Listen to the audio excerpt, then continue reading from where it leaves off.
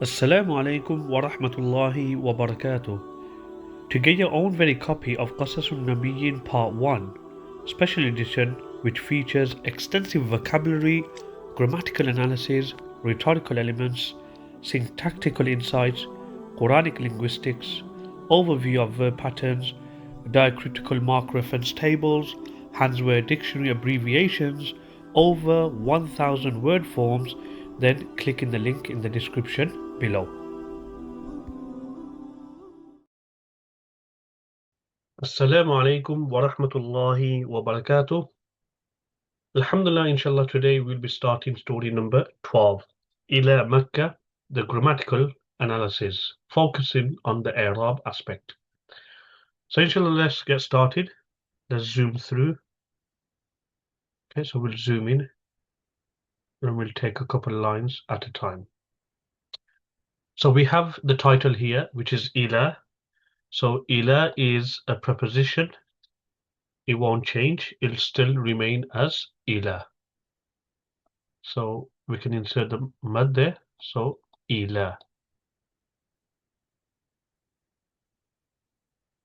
Next word is the word Makkah, which means Makkah. So how are we going to read this word Makkah? Now, because the word Makkah is غير منصرف, it's a diptote. In the state of jar, diptotes don't accept a kasra. Rather, it will have a fatha without a tanween. So we'll read the title as Ila Makkata, towards Makkah. Next, we've got the conjunctive particle wa, which is mabni, so it don't change.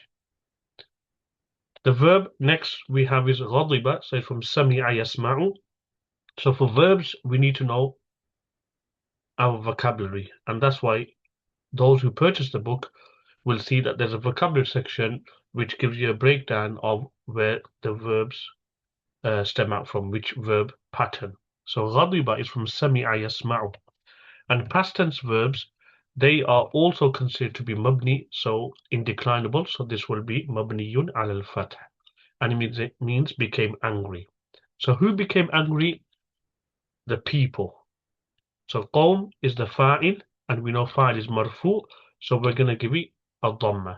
Single dhamma, so we're not going to say qawmun, people became angry, because the word qawm is involved in a possessive phrase.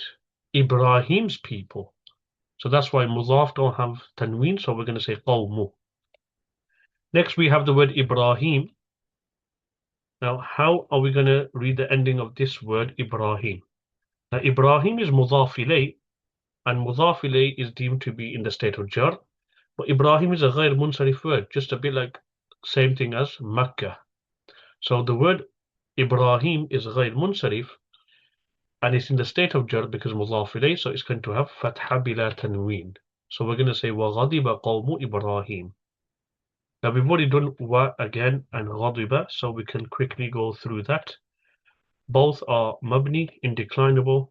Wa is a particle, that's why it's indeclinable, and ghadiba is a past tense verb, that's why that is indeclinable. Next we have the word al-malik, which means king. Now how we're going to read this is going to be al-maliku, al-malika, or al-maliki. Well, it's becoming the fa'il. That's who else became angry. So it's going to be وَغَضِبَ الْمَلِكُ. So let's read the first. Actually, let's move on to the next part as well, because that's part of the sentence. وَغَضِبَ, we can go through that quickly again, because we've already covered it. And became angry, who was it? Walid means father. So this is also becoming the fa'il of this particular word, غَضِبَ. And fa'il is marfu, so that's why we're going to give it a dhamma.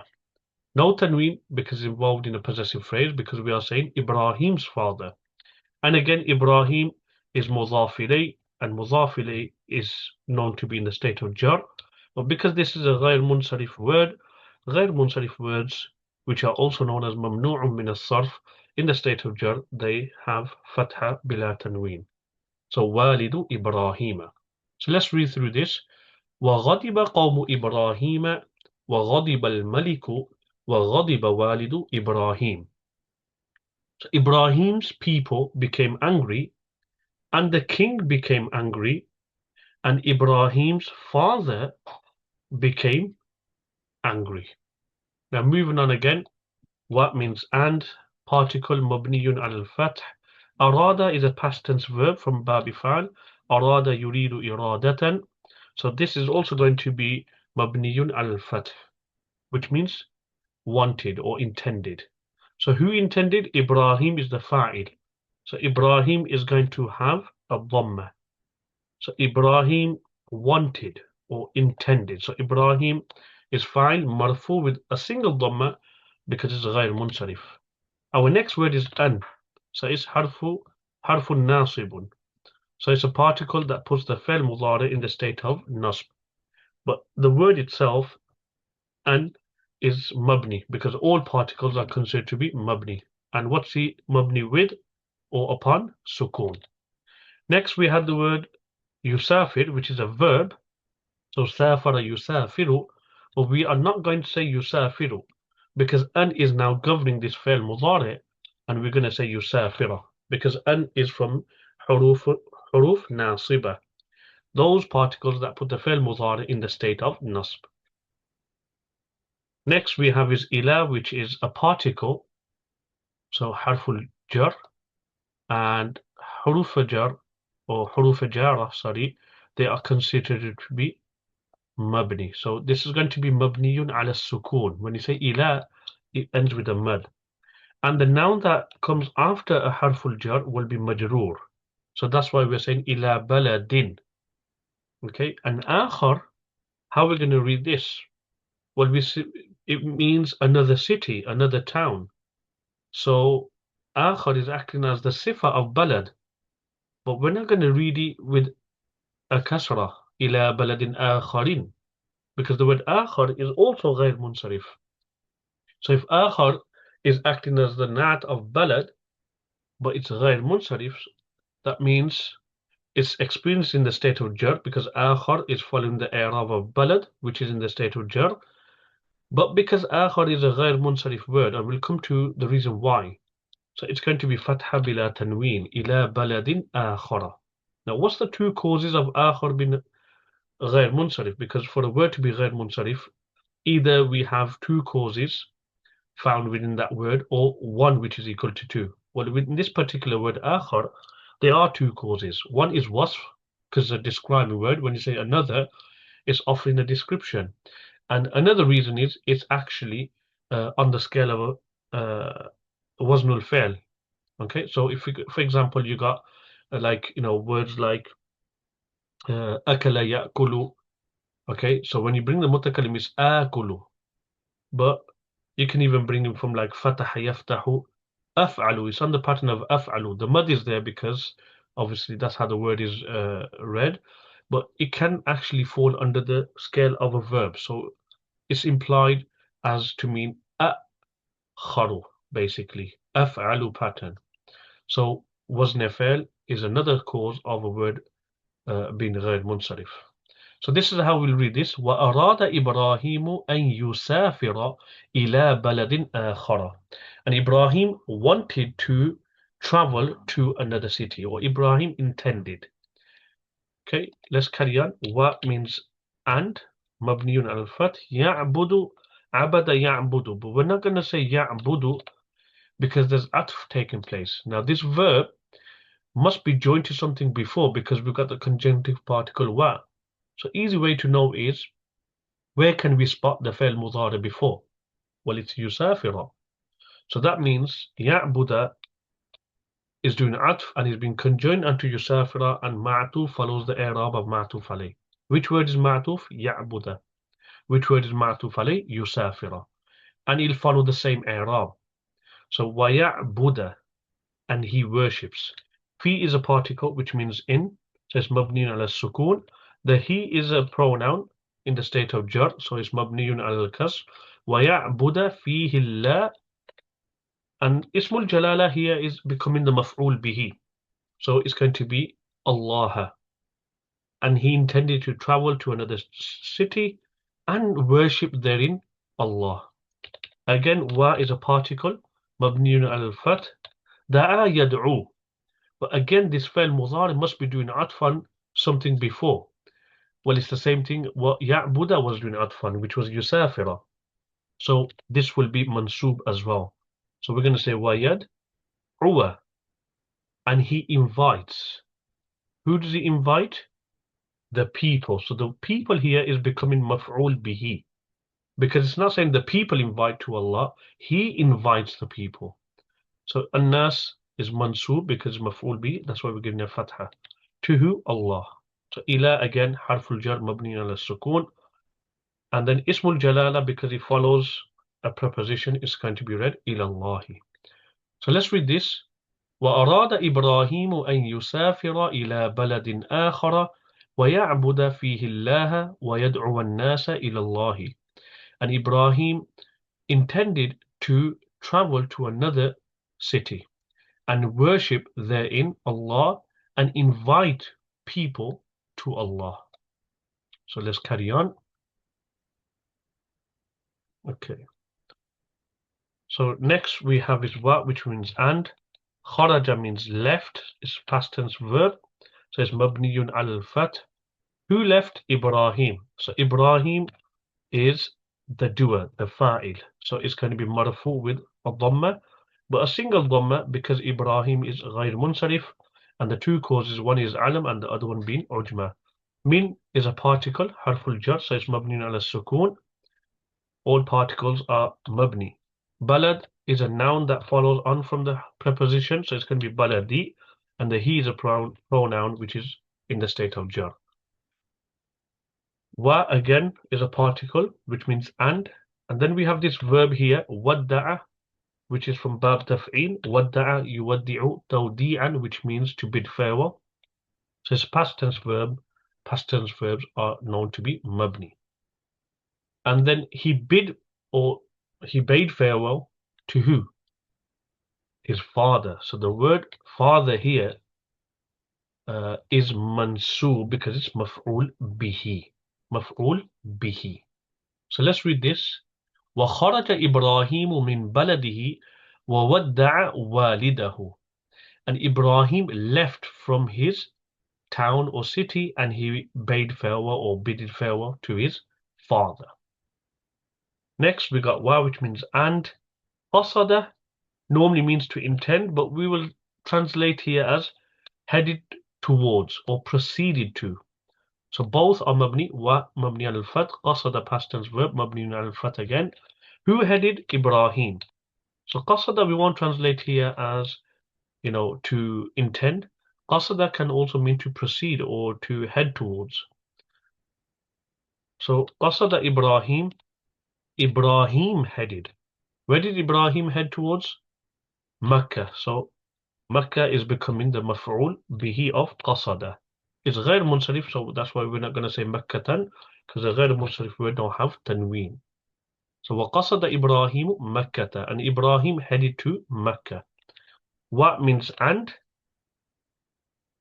So we can either make this wa circumstantial, so Ibrahim headed to Makkah whilst with him was his wife Hajar. So the wa here we can make it circumstantial. That means the sentence that's coming after, we can treat it as an independent sentence like a jumla ismiya, which is becoming the hal. Because if hal comes in the form of jumla ismiya, normally a circumstantial particle is used, which is wa. Ma means with, so it's maf'ul bi, dharf, makan, so adverb of place. So it's mansub with the fatha, that's what we're saying ma'a. And he works with idafa, so who is the mudhaf ilayh, which is a pronoun. Now the word zawj, which means his wife. Now some may ask the question, why not say zawjatu, who? Well, you can omit the ta, because if there's a contextual clue that who the spouse is referenced to, is the husband or the wife, if the contextual clue, you can remove the ta. Because Ibrahim is mentioned, and with him was his spouse, it's common sense, it's referring to the wife. So you can omit the ta, okay? Because literally zawj means, a pair, the other half, or you could say spouse. So sometimes in Arabic you can omit it, okay? Now the key thing here is what we're going to read, zawj marfu, mansub or majroor. We're going to read zawj as marfu because, okay, it's becoming the mubtada muakhar of this sentence. Ma'ahu zawjuhu Hajar. Whilst with him was his wife Hajar. Okay, so wa ma'ahu zawjuhu Hajar. So zawj is becoming marfu because it's mubtada'un. It's the nominal subject. Who is the pronoun and it's mudaf ilayh, so his spouse. And Hajar is the wife of Ibrahim alayhi salam, and this is ghayr munsarif. Okay, so we're going to say Hajaru. Why we're reading this as Hajar? One thing is it's without tanween because it's a ghayr munsarif word. The causes can be that it's alam, it's a proper noun, and it's ujma, not an Arabic word. Why is it marfu? Because it's becoming the badal of zawj. Badal, remember we said that if you were to swap it with the word before it, the reference is the same. So when we say zawjuhu and Hajar, the reference of both of them are the same. So that's why badal, which is Hajar here, follows the i'rab of the mubdal min, which is zawj. A bit like how na'at follows man'ut, is from the one of the tawabi. So that's why we're going to read this وَمَعَهُ زَوْجُهُ هَاجَرُ. So let's read this. وَقَصَدَ إِبْرَاهِيمُ مَكَّةَ وَمَعَهُ زَوْجُهُ هَاجَرُ. And Ibrahim headed to Mecca whilst with him his wife Hajar. Okay. Wa again, which means and. كانت is a past tense verb, so it's from the أفعال الناقصة, but it's مبني على الفتح, and the ta is for ta'nis, is sukun. Now, the word Makkah, how are we going to read this? Well, it follows on from the word kanat, and we know that kana operates with a noun and a khabar, an ism and a khabar. So Makkah is becoming the ism of kanat, so it's going to be marfu. Because it's غير munsarif, it's going to be a single dhamma. So Makkah wa kanat makkatu, and the khabar of kanat is actually ليس فيها عشب ولا شجر, which we're going to break down. So ليس is فعل ناقص, it's مبني على الفتح, so it's not going to change. في is also a particle, so it's مبني على السكون. ها is a pronoun, مبني على السكون again. Now this word عشب, okay, which means herbage or grass, how we're going to read this? Okay, so let's see what's before it. ليس is before it. We don't need to go far as kanat, because we've got the ism of kanat, which is Makkah. Now the khabar is actually a sentence within itself, which starts with the laysa. Now laysa has also an ism and khabar. It's also fi'lun naqis. We can't make fiha the ism of laysa because fi is a harf. So that means fiha is becoming the khabar muqaddam. Ushbun is becoming the ism muakhar of laysa. And the ism of laysa is marfu. So that's why we're saying ushbun. Wa again is a particle. La is a particle as well, which comes to reinforce the meaning. Otherwise, we could have done without it. Laysa fiha ushbun wa shajarun. But the la is za'ida for ta'keed. Now the word shajar, how are we going to read this? Well, we know that there's a conjunctive particle before it, which is wa. That means shajar must be joining on to something. And the thing we can actually join it on to is ushbun. So no grass and no trees therein. So ushbun wala shajarun. So shajar is marfu because it's doing atfan. Ushbun, and ushbun is marfu because it's the ism of laysa.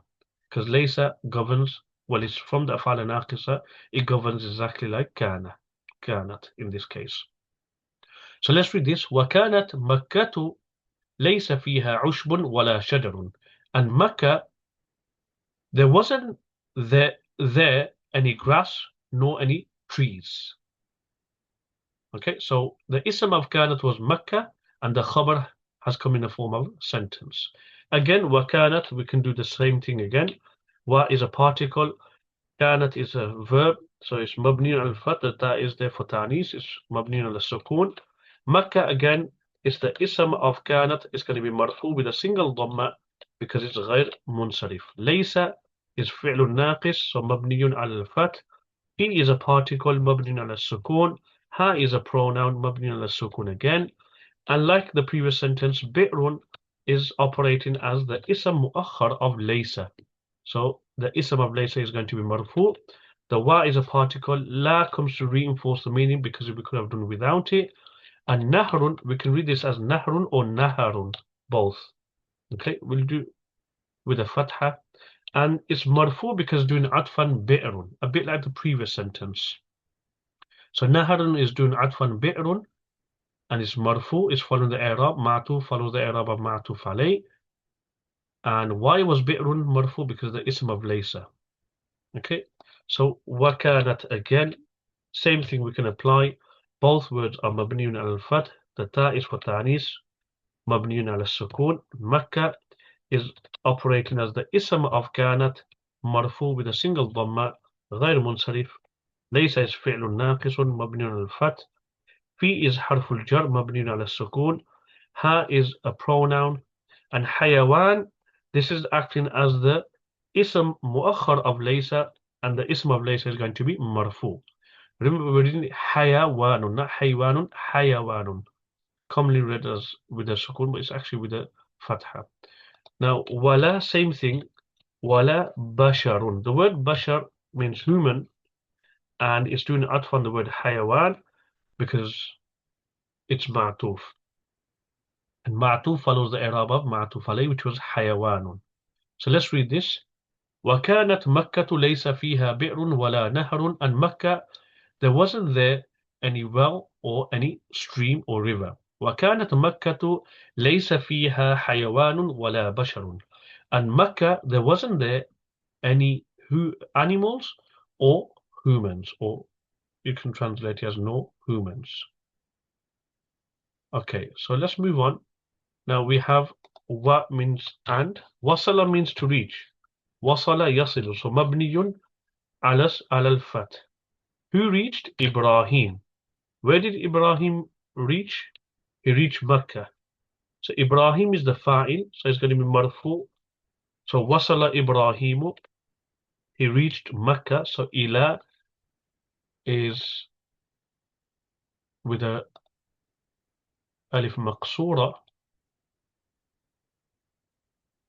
Okay, so ila. And Makkah is a غير منصرف word, and it's going to be fatha bila tanween in the state of jar. So ila Makkata wa nazala, and he settled there. Nazala means to settle.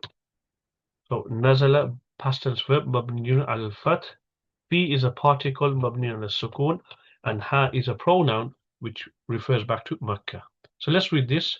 وَوَصَلَ إِبْرَاهِيمُ إِلَى مَكَّةَ وَنَزَلَ فِيهَا. And Ibrahim reached Makkah and he settled there. Or he, you could say, lodged there, or he dismounted there, whichever translation is suitable for yourself. Wa means and. Taraka yatruku means to leave. So taraka, to leave basically behind. Taraka is a past tense verb. So taraka is mabniyun alal fath. Ibrahim left. Who did he leave? Okay, his spouse. So Ibrahim is the fa'il here. So it's marfu with a dhamma, and the word zawj is acting as the maf'ul bihi. So it's going to be mansub with a fatha. His spouse. And Hajar is the badal, because it's the same reference as the word zawj. So it's going to be zawjahu hajara, because badal follows the i'rab of mubdal min. So the mubdal min here is zawja, and the badal is hajar. Wa again means and. So that means the word walad must be doing atf upon something. So what can we do? Join walad onto? Well, he left his spouse Hajar and his son. So the word son is doing atf upon zawja. So ma'tuf follows the i'rab of ma'tuf alayh. So if walad is following the i'rab of zawja, it's going to be wa walada. And who is a pronoun. Now the reference of his son and Ismail is the same, referring to the same entity. So walada is in the state of nasb. So that means Ismail is also going to be in the state of nasb. But we're going to give you a single fatha because it's غير منصرف. So let's read this. وَتَرَكَ إِبْرَاهِيمُ زَوْجَهُ هَاجَرَ وَوَلَدَهُ إِسْمَاعِيل. And Ibrahim left his spouse Hajar and his son Ismail. Okay, so let's carry on from there. What means and? Lamma means when. Okay, so this is going to be mabniyun ala sukun. Is zarf. Lamma is zarf. It's going to be mabniyun ala sukun because it's one of those dhuruf that are indeclinable. Okay, so when Ibrahim intended or wanted, so arada, past tense verb, mabniyun al-fath. Ibrahim is the doer here, so Ibrahim is going to be marfu with a dhamma.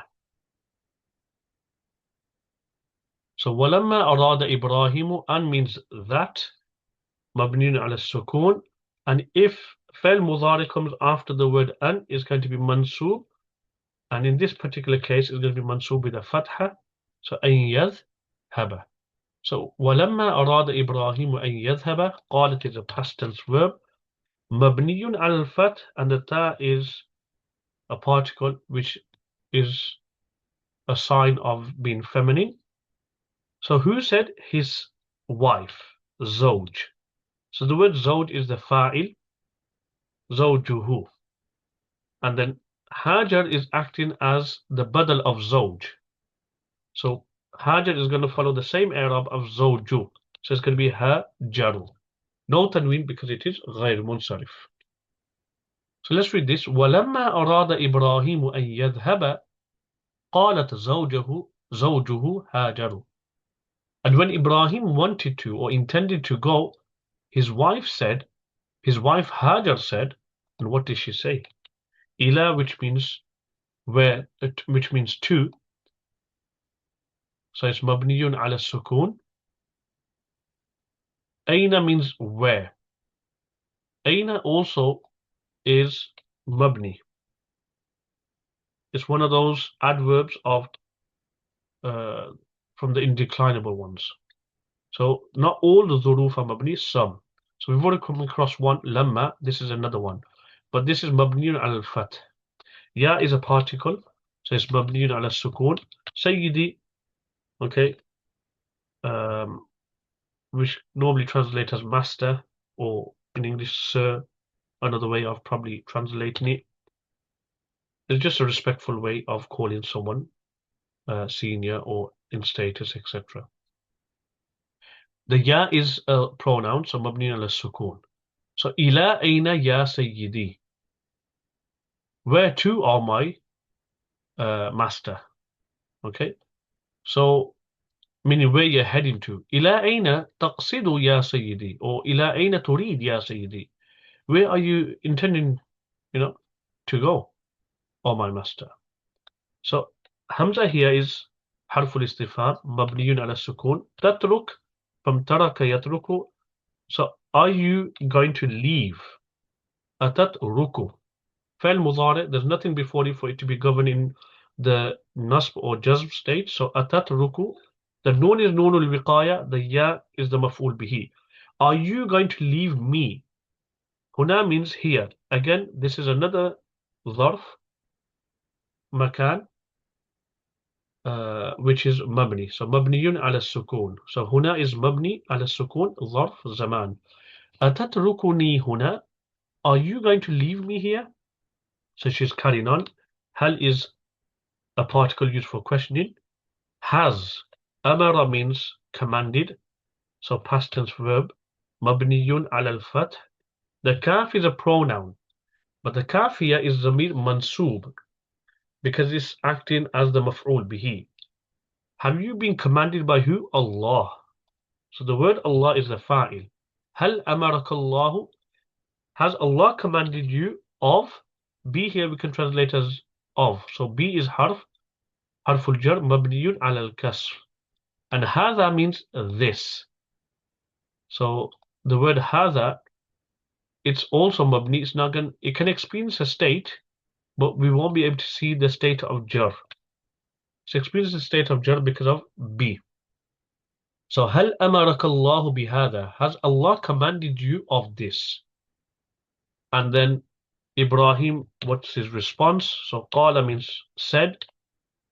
Past tense verb mabniyun al-fath. Ibrahim is the fa'il. So Ibrahim is the doer.